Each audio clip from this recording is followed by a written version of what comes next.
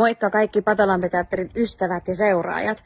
Mä oon Toivosen Enni ja tulin nyt kertomaan teille, että appauttia rallaa kuukauden kuluttua 14. päivä kesäkuuta kello 19 tuolla Patolampi-teatterin teatteripaikalla on tällainen yhteislaulutilaisuus kuin Patolampi soi.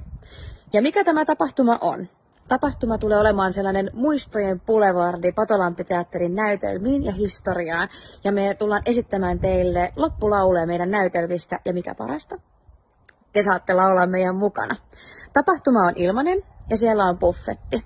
Ja mikä parasta vielä näissä esityksissä on, niin meitä säästää livebändi.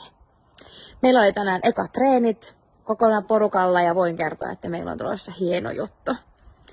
Ja siellä on katsottu katsomaan, että edes pikkuinen vesisade ei haittaa, jos sellainen sattuisi tulemaan, mutta me toivotaan ihanaa kesäiltaa sinne. Ja toivotan teidät kaikki oikein paljon tervetulleeksi tapahtumaan ja nauttimaan kesäillasta meidän kanssa. Nähdään silloin.